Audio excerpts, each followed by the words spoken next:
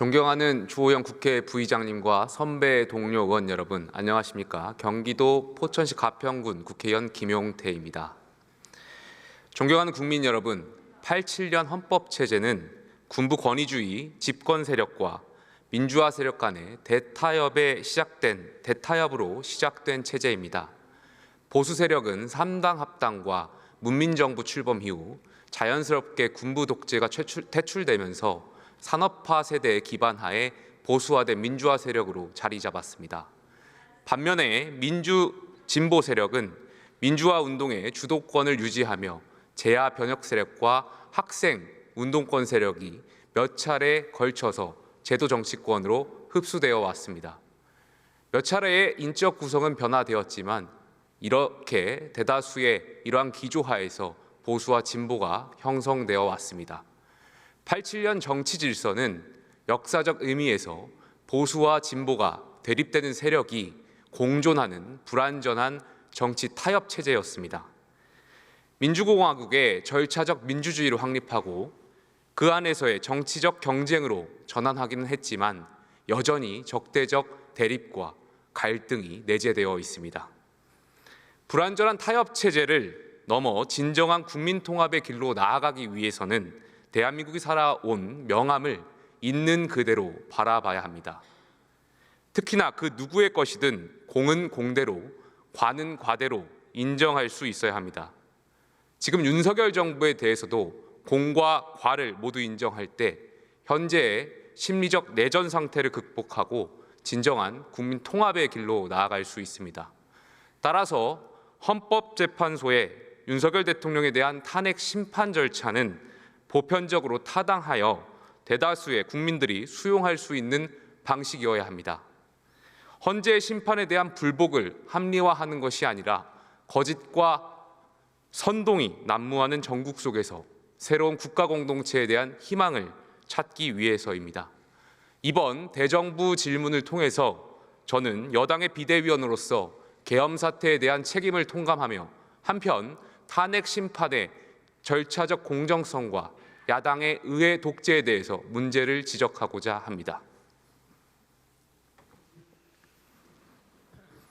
김용태 의원이 단상의 방향을 국무위원들에 의회 독재 설명해 드리겠습니다. 나가지 마시고 들어주십시오. 잘 들어주십시오. 궁금하신 거 있으면 334호로 와주십시오. 설명해 드리겠습니다. 오늘 질문은 법무부 장관 직무대행, 그리고 통일부 장관, 그리고 시간이 가용하면 외교부 장관과 행안부 장관 직무대행께 여쭙겠습니다. 먼저 법무부 장관 직무대행께서 앞으로 나와 주십시오. 김서부 법무부 차관이 단상 앞으로 나오고 있습니다. 지난 1월 13일 한덕수 국무총리 권한대행 탄핵 심판 첫 변론 준비 기일에서 헌법재판소는 이렇게 말합니다. 매우 중요한 사안이다. 모든 헌법재판관이 참여해서 의견을 개진해서 어떻게 결정할지 평의를 열어서 최종 결정문에 그 내용이 들어가야 된다면서 판단을 뒤로 미뤘습니다. 직무대행님, 아무리 헌법재판소가 정치적 결정을 하는 곳이라고 하지만 대통령 권한대행의 탄핵 의결 정족수가 2분의 1인지 3분의 2인지를 심판하는 정치적인 대상에 될 수는 없는 것입니다. 그렇지 않습니까? 네, 그렇습니다. 그 부분은 탄핵 소추 절차의 적법성을 판가름짓는 굉장히 중요한 요소라고 생각합니다. 화면 좀 띄워주시겠습니까? 아시는 내용입니다. 헌법재판소 주석서에 보면은 대통령직을 국무총리 또는 국무위원이 대행하는 경우 권한대행자의 탄핵소추 발의 및 의결 정족수는 대행되는 공직자의 그것을 기준으로 한다. 대통령 권한대행의 경우 본래의 직에 대한 탄핵 발의 의결에 필요한 정족수보다 더 가중된 정족수를 충족하여야 하므로라고 설명되어 있습니다. 이 설명은요, 상식적으로 국무총리와 대통령 권한대행의 역할이 다르다라는 것을 설명하고 있는 것이고요. 따라서 대통령 권한대행의 탄핵 의결 정족수와 국무총리의 탄핵 의결 정족수가 다르다는 매우 상식적인 주석서라고 생각합니다. 만약에요, 직무대행님, 야당의 주장대로 대통령 권한대행의 탄핵 의결 정족수가 2분의 1이 맞다면 헌법재판소는 지금 한덕수 권한대행에 대한 탄핵 심판 절차에 문제가 없다라고 판단하면 될 일입니다. 그렇지 않습니까? 네, 다만 이제 그 부분은 탄핵 소추의 적법성에 대한 부분이라 전체적인 탄핵 소추에 대한 일부분에 해당하는 부분인데 일부분에 해당하는 부분을 먼저 분리해서 일반적으로 먼저 선고하진 않기 때문에 뭐 통상적인 예에 비춰봤을 때는 뭐 아주 이례적이다라고 보기는 어려운 면도 일부는 있습니다. 계속해서 설명드리겠습니다. 반면에 헌법재판소의 의결 정족수가 야당 주장처럼 2분의 1이 아니라 3분의 2가 맞다면, 과반수가 잘못이었다고 결정하게 된다면 최상목 권한대행이 임명한 2명의 헌법재판관의 임명의 절차적 근거까지 흔들릴 수 있다는 해석이 있습니다. 네. 여기에 대해서는 어떻게 생각하십니까? 네, 그래서 기본적으로 이제 대통령에 대한 탄핵 소추 절차의 적법성에 대해서는 특별한 이견이 없는 반면에 이 한덕수 총리 권한 대행의 탄핵 소추 절차의 적법성에 대해서는 여러 가지 이론이 있고, 만약 그 탄핵 소추 절차의 적법성이 인정되지 않는다고 본다면 위원님께서 말씀하신 대로 나중에 탄핵 기각 결정이 이루어진다 하더라도 그때까지의 최상목 권한 대행이 했던 부분에 대해서는 유효성에 대해서 의문을 제기하는 견해가 일부 있기 때문에 사실은 그 부분에 대한 정리가 상당히 중요하다고 생각은 합니다. 바로 그 지점입니다. 직무대행께서 지적한 그 지점, 탄핵 심판, 한덕수 권한대행에 대한 탄핵 심판이 기각이 아니라 탄핵이 잘못되었다고 결정될 경우에 최상목 권한대행이 했던 체제, 최상목 권한대행 체제에서 했던 결정들이 과연 유효한 것인가에 대한 굉장히 큰 혼란이 있을 수밖에 없습니다. 그렇기 때문에 제 생각에는 헌법재판소가 3분의 2인 것을 판단하고 있음에도 불구하고 지금 이 한덕수 권한대행에 대한 탄핵 의결 정족수에 대한 의결을 하지 못하고 탄핵 심판 절차를 이어가지 못하고 오히려 마은혁 재판관에 대한 임명 절차를 하지 않은 것에 대한 것이나 대통령 탄핵 심판 절차를 먼저 하고 있다라고 저는 생각합니다. 여기에 대해서 헌법재판소도 반드시 국민들이 납득할 만한 공정한 탄핵 심판 절차를 지켜야 된다라고 생각하고 있고요. 그렇기 때문에 저는 한덕수 권한대행의 탄핵 의결 정족수가 굉장히 중요한 문제라고 생각하고 있고, 야당이 일방적으로 한덕수 권한대행의 탄핵 의결을 밀어붙이면서 2분의 1이라고 주장하는 것은 헌정사에 굉장히 큰 오점을 남겼다라고 생각합니다. 여기에 어떻게 생각하십니까? 네, 기본적으로 탄핵 소추에 필요한 정족수에 대해서 여러 가지 이견이 있고, 다만 또 한덕수 총리의 경우에는 총리 시절에 했던 행위에 대한 부분이 포함되어 있어서 앞에서 보여주셨던 그 주석서에 의하면 권한 대행일 경우에 대행되는 직을 기준으로 한다고 되어 있습니다만, 대행되는 직을 맡기 전에 어떤 행위에 대한 문제가 됐을 때는 그 대행되는 직을 맡기 전을 기준으로 한다라는 일부 견해도 있어서 최종적으로 헌법재판소가 어떤 결론을 내릴지는 좀 더 지켜봐야 될 것 같습니다. 예, 알겠습니다. 다음으로 대통령 거부권 행사에 대해서 말씀드리겠습니다. 22대 국회가 왜 이렇게 파행되었는가, 그리고 왜 이렇게 파국적인 상황으로 치달았는가를 생각하지 않을 수가 없었습니다. 2012년도에 제정된 국회 선진화법은 두 가지 목적을 가지고 있습니다. 본회의에서 날치기 법안을 통과하지 못하게 하는 것, 대신에 상임위 등에서 가중 다수결 조건으로 이른바 패스트트랙이라고 하죠. 법안이 신속하게 통과될 수 있도록 하는 것을 규정했습니다. 장관 대행님, 국회 선진화법 이전에 그냥 상식적으로 생각해 봤을 때 우리가 흔히 국회 본회의 날치기라는 것을 들어봤던 적이 있습니다. 네. 이것이 국회법 절차를 무시했던 걸까요? 국회 선진화법 이전입니다. 국회법 취지에는 맞지 않는 그런 행태였다고 생각을 합니다. 하지만 법에는 문제는 없었던 거겠죠. 네, 명확하게 어떤 규정에 반한다라고 꼭 집어 말씀드리긴 한게 있었던. 제가 생각하기에는 아무래도 그 당시에 소수당이 다수당이 합의제 관행을 파괴한 것에 대한 항의의 뜻 정도로 이해했습니다. 국회 선진화법에 따라서 본회의에서는 교섭단체 대표가 합의해야만 국회의장이 안건을 상정할 수 있는 직권상정에 대한 규정을 신설했고요. 상임위에서는 이러한 법적 규정을 두지 않았습니다. 상임위원장이 여야 간사 간의 합의를 통해서 의사 일정을 정하는 합의제 관행을 존중해 왔던 것입니다. 대행님, 2012년 이전에는 다수당 국회의원이라고 하더라도 자기 당 출신의 상임위원장이 있는 상임위에서 단독으로 과반으로 법안을 밀어붙이는 일이 적었는데요. 왜 그랬을 거라고 한번 생각해 보시겠습니까? 기본적으로는 여야 합치에 의한 어떤 그 법안 처리에 대한 중요성에 대한 인식이 또 어느 정도 있냐에 따른 그런 이제 그 차이인 것 같습니다. 제 생각도 그렇습니다. 그 당시에는 여야가 서로 입장을 바꿔보자 생각하자, 바꿔서 생각하자는 것이 관행적으로 있었고, 서로 협의를 구해야 하는 상황들에서 자연스럽게 협치의 마인드가 생성되었습니다. 하지만 21대 이재명 대표의 민주당이 들어서면서 특히 22대에서 이러한 합의제 관행이 깨졌습니다. 제가 생각하기로는 민주당은 소수당이 될 일이 없기 때문에 앞으로 입장 바꿔서 생각할 필요가 없다. 이런 오만에서 시작됐다고 생각합니다.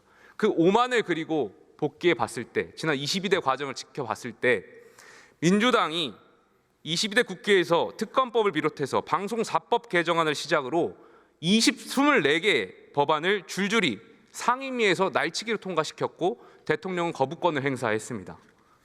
저는 오히려 민주당이 행정부와 대통령을 압박하기 위한 의회 전술을 구사했던 것 아닌가 생각이 듭니다. 민주당이 서둘러 추진했던 방송사법 개정의 실질적인 목적은 친민주당 성향으로 임기를 끝나게 되는 공영방송 이사진을 현상 유지시키는 것이었을 거라고 생각합니다.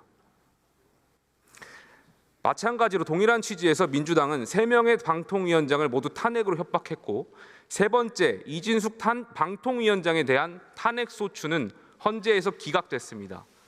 민주당의 탄핵 사유에 대해서 어떻게 생각하십니까? 네, 일부 결정이 난 사건에 대해서는 또 이미 사법적 판단이 내려진 부분이라고 생각을 하고 현재 진행되고 있는 부분에 대해서는 헌법재판소에서 합리적 결정을 내려줄 것으로 기대하고 있습니다. 예, 들어가셔도 좋습니다. 통일부 장관님 잠시 나와 주십시오. 김서구 법무부 차관이 인사를 한 뒤 퇴석합니다. 김수경 통일부 차관이 인사를 한 뒤 단상 앞에 섰습니다. 짧게 말씀드리겠습니다. 최근에 언론 보도를 통해서 진보당의 집권 전략 보고서가 공개됐습니다. 혹시 언론 기사 보셨습니까? 네, 혹시 그 보고서 내용도 보셨습니까? 일부 알고 있습니다. 제가 굉장히 충격을 받았습니다. 진보당은 집권 전략 보고서에서요. 헌법 개정을 통해 헌법 3조 영토 조항 삭제를 주장합니다. 정정하겠습니다. 장관님, 김용호 이거 통일부 북한의 장관입니다. 김정은 위원장이 말하는 두 국가론에 연계된 거 아닙니까? 네, 이제 영토 조항을 삭제한다고 하는 것은 통일을 포기하는 것을 의미하기 때문에 우리 국민들이 절대 받아들일 수 없을 것이다 이렇게 생각합니다. 그리고 이 보고서에는 한미 동맹 해체를 아예 헌법 개정에 담겠다라고 생각합니다. 여기에 대해서 어떻게 생각하십니까? 네, 한미 동맹은 지난 70년간 우리 안보의 근간이었기 때문에 앞으로 더욱더 강화되어야 되지 해체되어서는 절대로 안 된다 그런 생각을 합니다. 장관님, 이 보고서에 제가 더 충격을 받았던 것은 이뿐만이 아니라요. 연방제 방식의 통일, 토지 국유화와 마찬가지인 완전한 토지 공개념, 국가기관산업 국유화도 헌법 개정 방향에 담겼습니다. 진보당을 원내 정당으로 만들어준 민주당에게도 묻고 싶습니다. 영토 조항 삭제, 한미 동맹 해체 이런 것에 동의하시는지 묻고 싶습니다. 네, 모든 것은 우리 헌법 정신에 따라서 이루어져야 된다 그런 생각을 합니다. 들어가셔도 좋습니다. 김영호 통일부 장관이 인사를 한 뒤 퇴석합니다. 김용태 의원이 단상을 의원석을 향해 조정하고 있습니다. 뭐라고 말씀하셨습니까? 잘 안 들립니다. 일어나서 말씀 좀 해주시겠습니까? 민주당이 진보당하고 총선 때 연대하지 않았습니까? 연대하신 거면 진보당의 한미동맹 해체에 대한 전략 보고서에 동의하는 거 아닙니까? 그러면 연대 해체하십시오. 진보당하고 연대 해체하십시오. 이재명 대표께서 진보당하고 해체할 건지 명확하게 국민들께 설명해 주십시오. 안 그렇습니까? 아니면 연대를 계속한다는 건 진보당이 주장하는 한미동맹 해체에 동의한다는 거 아닙니까? 누가 내란 선동을 하고 있습니까? 한미동맹 해체를 주장하시는 겁니까? 조계원 의원님. 공문하고 질문했습니다. 마무리 발언하겠습니다. 22대 국회 초반부터 민주당이 자행한 입법 폭거는 87년 헌법체제의 기초인 협치와 합의의 정치 문화를 무너뜨린 행위입니다. 이 일련의 과정을 민주당은 법대로 다수결이라고 말했지만 국민의 귀에는 협치의 파괴라고 들리는 데는 이유가 있습니다. 민주당의 핵심을 이루고 있는 586 운동권 세력은 자신들만 정의를 독점하고 있다는 착각에 빠져 있습니다. 이미 기득화된 586 운동권 정치 세력이 아무리 2030 청년 세대에 대해 교육을 잘 못 받아 구구가 됐다는 식으로 무시하려 해도 이제는 그런 착각조차 진부하고 고루할 정도입니다. 여기에 이재명 당대표는 민주당을 사당화, 일극 체제화해서 자신의 범법 행위에 대한 일체의 문제 제기를 허용하지 않고 입틀막 대선 날짜만 기다리고 있습니다. 복수불반, 엎질러진 물은 다시 담을 수 없습니다. 22대 국회에서 이재명 민주당의 입법 폭거와 윤 대통령의 계엄 선포로 협치의 정치 문화는 회복 불가할 정도로 파기되었으며 사직생의 각오로 여야가 함께 대한민국 공동체를 재건해야 합니다. 안타깝게도 지난 화요일 이재명 당대표의 원내대표 연설에서는 개헌 이야기가 없었습니다. 이재명 대표의 마음속에는 여야 협치의 문화는 제거하고 지금의 제왕적 대통령제는 그대로 받아서 왼팔인 입법부와 오른팔인 행정부를 모두 부리는 일극체제 대한 발언 시간이 초과되어 마이크가 꺼진 상태입니다.